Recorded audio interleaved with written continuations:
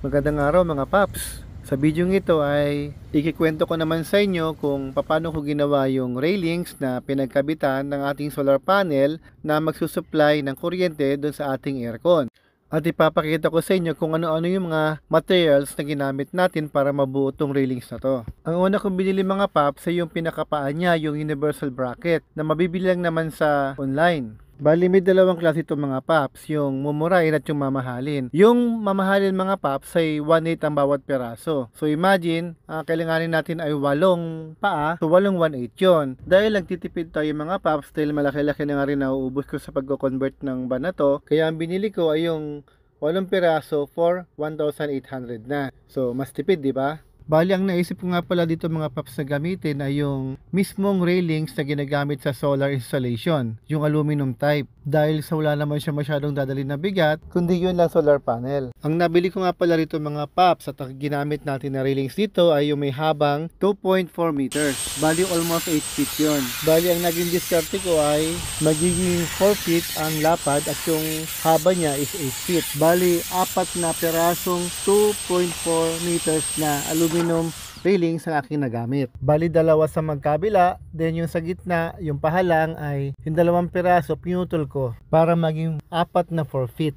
Sa pagbuo naman mga paps ay gumamit ako ng angle bracket dito, yung 90 degrees. Mabibili din to sa online mga paps. Bali, ayan, binutasan ko. Then, nirivet na lang natin mga paps para mas mabilis. Siya nga pala mga paps, bakit nga pala ako nag-assemble na lang kaysa magpagawa or bumili na lang ng top load na pwedeng paglagyan ng ating solar panel? Isa lang po ang kasagutan mga paps. Napakamahal po kasi ang bumili ng top load or magpa-assemble nito. Lalo na yung mga branded. Nag-canvas nga pala ako dun mga paps sa paggawaan ng top load.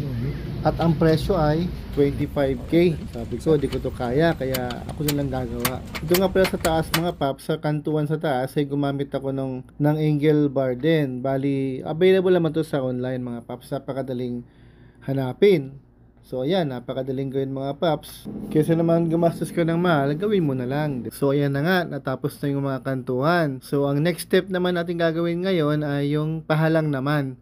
At para maikabit naman natin yung mga pahalang, ay kailangan natin gumamit ng L-foot or T-foot. Ito yung magiging connector natin. Kasi para mas matibay at mas madaling ilagay. Yun nga lang, medyo maliit ang butas sa L-foot or T-foot, so need nating butasan. Lakihan yung butas para maipasok natin yung mga tornilyo. At saka need natin na higpitan ng maayos para hindi na siya gagalaw once na may lagay din natin sa bubong. Yun nga pala mga tornilyo na ginamit natin dito mga paps ay kailangan stainless. Kasi pag hindi stainless, sigurado mga paps, mangangalawang yan. At mabubulok ang mga tornilyo. Pagkatapos nating mabuo mga paps ang pagkakabitan ng ating solar panel, yung railings, ay ang next step natin ay liyahin naman siya upang kumapit yung mga pintura na ilalagay natin dito. Ang plano ko nga pala dito mga paps ay bead liner finish. Yan yung parang nakikita nyo yung nasa ng truck, sa sahig ng truck na bukol-bukol na pintura. Yun nga lang mga paps, may kamahalan tong pinturang ito. So yung binili kong one set na primer at yung kulay nagkakahalaga ng 1,200 ay kinapos. So ang problema ko lang mga paps, dahil kinapos at dahil sa online ko lang siya binili, matatagalan bago may deliver yung ordering ko na isa para sa pantapos man lang sana. So ang ginawa ko na lang ay bumili lang ako sa hardware na mumurahin, 100 pesos ang isa. Yun ang pinantapos ko. So nawala na yung gusto kong mangyari na bead liner finish.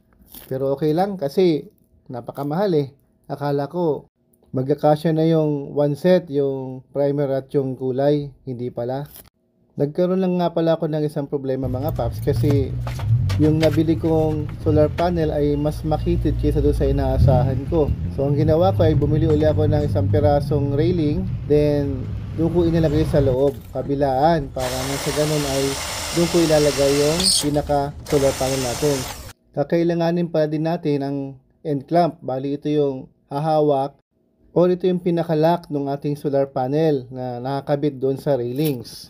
Yung mga bolt sinas nga pala mga paps ay hindi ko na ipakita sa unang mga video, ay nilagyan ko ng pandikit para di na gagalaw yung nut lalo pat subject sa vibration yung ating setup habang tumatakbo, kasi nakakatakot baka mamaya hindi matibay o nagkalasan yung mga tornilyo, baka mamaya bigla na lang mahulog habang tumatakbo tayo sa highway. Alam mo naman, napakalakas ng hangin sa highway mga paps, so kailangan ay sigurado. At dahil medyo mumurahin lang yung mga paa na natin nabili, ay ilalagay natin ng silicone para hindi siya kalawangin. So ayan mga paps, tiyagaan lang talaga. So ito na mga paps ang itsura nung na-install na natin sa bubong at nakumpleto na natin ating project. Bali, ito nga pala mga paps, biniyahe ko na mula Manila, Mindoro, balikan. So okay naman, wala namang nangyari, di naman siya kumalas at di naman nagluwagan yung kanyang mga tornilyo. So mga paps, salamat sa panonood. Hanggang dito na lang po ang ating video. Please like and subscribe po para sa mga video na darating pa.